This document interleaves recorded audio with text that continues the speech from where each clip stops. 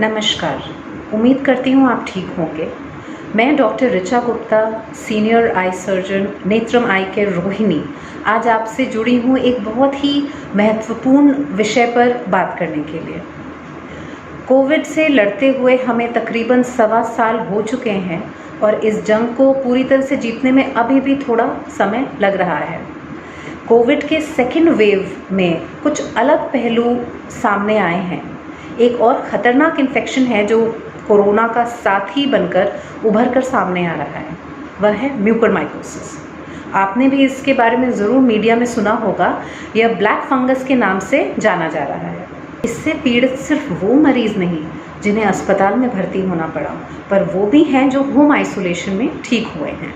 इसीलिए इसकी जानकारी होना बहुत ज़रूरी है। तो आइए आज हम इसके बारे में कुछ आवश्यक बातें समझते हैं। मेरी पूरी कोशिश रहेगी कि आपको बहुत ही सिंप्लीफाइड, आसान तरीके से इससे अवगत कराऊं। ब्लैक फंगस कितना संक्रामक है, इसके उपचार की क्या पद्धतियां हैं और बचाव के क्या उपाय होने चाहिए, आइए जानते हैं। यह ब्लैक फंगस आखिर है क्या भला? क्या यह इन्फेक्शन कोविड-19 की तरह कोई नई बीमारी है या क्या यह कोरोना वायरस की ही देन है?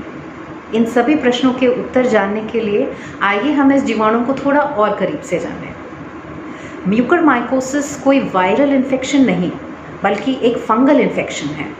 माइकोसिस जो शब्द है उसका अर्थ है किसी भी फंगस से कोई भी इन्फेक्शन होना, और म्यूकरमाइकोसिस में जो स्पेसिफिक फंगस होता है वह म्यूकर स्पीशीज़ का होता है, तभी ये बीमारी बनी म्यूकरमाइकोसिस। इस फंगस में एक अंदरूनी पदार्थ या पिगमेंट होता है जो ब्लैक कलर का होता है। इसीलिए इसके द्वारा जो भी क्रस्टिंग होती है या लेयरिंग बनती है वो ब्लैक कलर की होती है, और इसी कारण से इस फंगस का नाम ब्लैक फंगस पड़ा। यह कोई नई बीमारी नहीं है, पहले भी इसके केसेस देखे गए हैं, पर कोरोना काल में इसके संक्रमण की संख्या काफ़ी बढ़ गई है। इस म्यूकर फंगस के स्पोर्स जो सीड्स या बीज की तरह होते हैं वातावरण में फैले होते हैं, हवा में, मिट्टी में, और हर दिन हम इसे अपने नाक और मुंह द्वारा शरीर के अंदर ले रहे होते हैं। पर हेल्दी इंडिविजुअल्स में, हेल्दी व्यक्तियों में जिनकी इम्यूनिटी स्ट्रॉन्ग है, उनमें इस फंगस से कोई ख़तरा नहीं होता है, क्योंकि यह बेसिकली एक कमज़ोर जीवाणु है। दिक्कत तब आती है जब ये फंगल स्पोर्स किसी इम्यूनो कॉम्प्रोमाइज्ड या वीक इम्यूनिटी के व्यक्ति में प्रवेश कर जाता है। तब बॉडी में इससे फाइट करने की क्षमता नहीं होती और ये स्पोर्स नाक या साइनस में जाकर स्थापित हो जाते हैं। जिस प्रकार एक नए पौधे से जड़ें निकलती हैं, ठीक उसी प्रकार इसके स्पोर्स भी एक तरह से अंकुरित होते हैं और इनकी जड़ें, जो मेडिकल टर्म्स में हाइफे कहलाती हैं, वो विकसित हो जाती हैं। अभी हमने जाना कि हेल्दी और नॉर्मल लोगों में म्यूकरमाइकोसिस से इन्फेक्शन काफ़ी रेयर है, तो वे कौन से वर्ग हैं जिनको इससे सबसे ज़्यादा खतरा है? आज के दौर में इस लिस्ट में जो सबसे ऊपर नाम आता है वह है कोविड इन्फेक्शन का। ध्यान दीजिएगा, कोविड से पीड़ित मरीज़ ही नहीं, वे लोग भी जो कोविड से ठीक हो चुके हैं, इनमें भी यह बीमारी 2 हफ्ते में सामने आ रही है।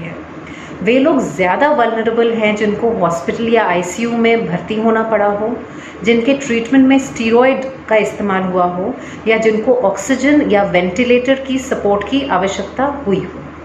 बाकी रिस्क फैक्टर्स में डायबिटीज़, अनकंट्रोल डायबिटीज़ सबसे ऊपर है। मरीज़ जिनमें 300-400 शुगर्स हो रहे हैं।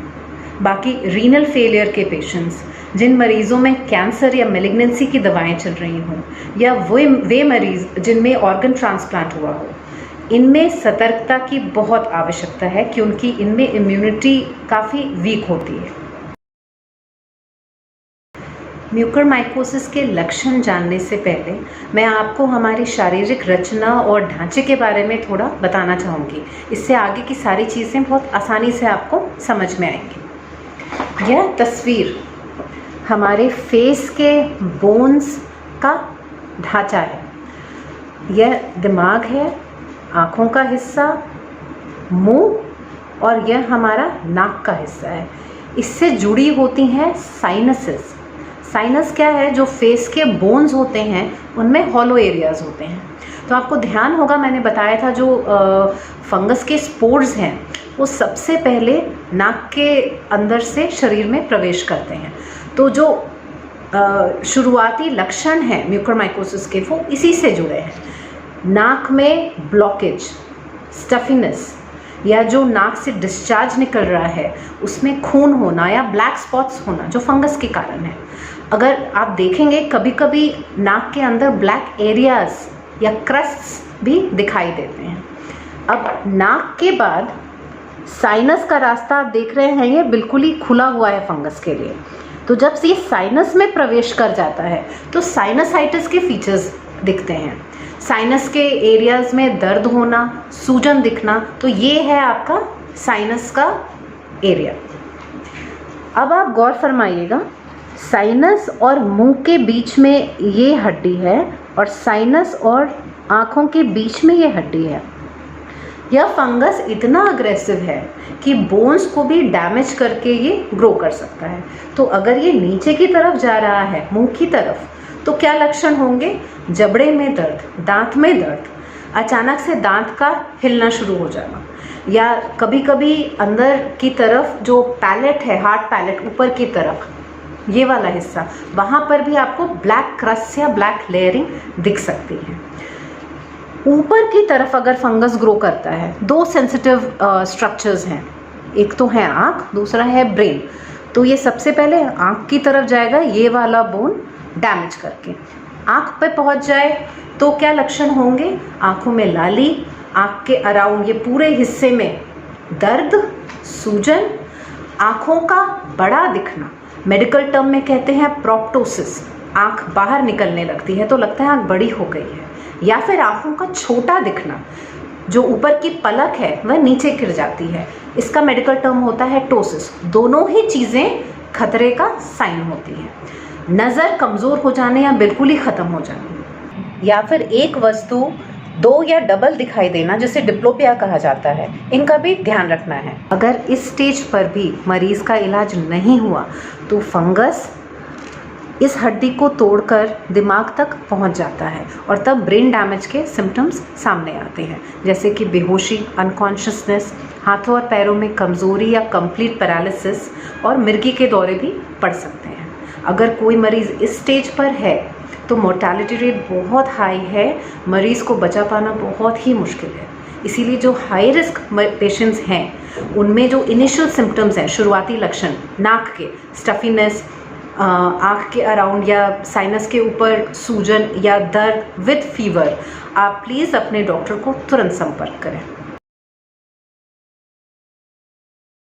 म्यूकरमाइकोसिस के डायग्नोसिस और ट्रीटमेंट में कोई एक डॉक्टर नहीं, डॉक्टर्स की एक अच्छी टीम की ज़रूरत होती है, जिनमें microbiologist, radiologist, eye specialist, ENT specialist और न्यूरोसर्जन शामिल होते हैं।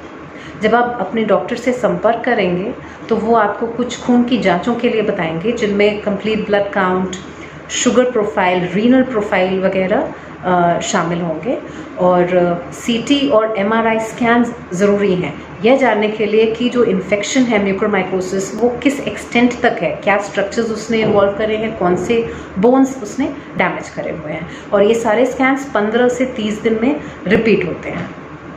आपके डॉक्टर संक्रमित हिस्से की बायोप्सी के लिए भी बता सकते हैं। इसकी माइक्रोस्कोपिक जांच में KOH या पोटेशियम हाइड्रोक्साइड माउंट का इस्तेमाल होता है और इसकी रिपोर्टिंग में मात्र आधा घंटा लगता है।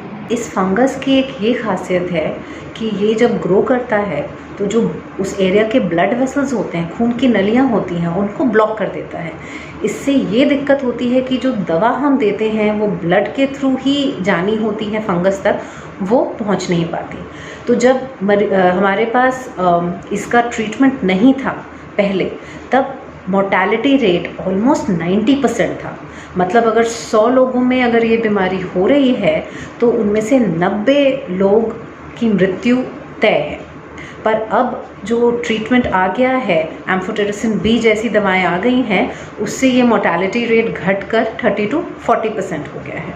तो जो दवाएं होती हैं म्यूकरमाइकोसिस की, वो इंजेक्टेबल फॉर्म्स में आती हैं, 3 से 6 हफ्ते तक ली जाती हैं, और इन दवाओं से किडनी पर और इलेक्ट्रोलाइट्स पे असर पड़ता है, तो डॉक्टर आपको बोलेंगे रेगुलरली अपना सीरम क्रिएटिनिन और इलेक्ट्रोलाइट्स और शुगर्स मॉनिटर करने के लिए, स्पेशली डायबिटिक्स में। मॉडरेट डिजीज़ में जो क्रस्ट फॉर्म होते हैं नाक और साइनस में, उनकी भी सफाई की जाती है। अगर फंगस आँखों के ऑर्बिट तक पहुँच गया है तो बहुत ज़्यादा चांस होता है इसका दिमाग तक जाने का। तो उस वक्त उद्देश्य हमारा आँख बचाना नहीं होता, मरीज़ की जान बचानी होती है। तो आँखों को निकालना पड़ता है ताकि हम उस एरिया को, ऑर्बिट को और हड्डी की अच्छे से सफाई कर सकें। अब सबसे ज़रूरी बात ये है कि इस खतरनाक बीमारी से बचा कैसे जाए। मैं आपको 5 चीज़ें बताऊंगी जो आपको मदद कर सकती हैं इस बीमारी से बचने में। सबसे पहली चीज़ है अपना डायबिटीज़ कंट्रोल में रखना, शुगर लेवल्स को कंट्रोल में रखना।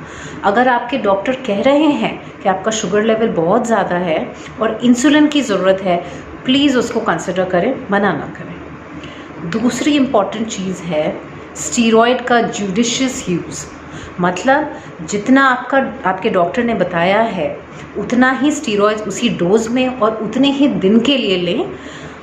बिना परामर्श करे उनसे स्टीरॉयड का यूज़ न करें, उसका सेवन न करें। स्टीरॉयड से 2 चीज़ें होती हैं, एक तो इम्यूनिटी डाउन होती है और दूसरी उससे भी शुगर लेवल बढ़ता है, तो इसीलिए उसका ख्याल रखें।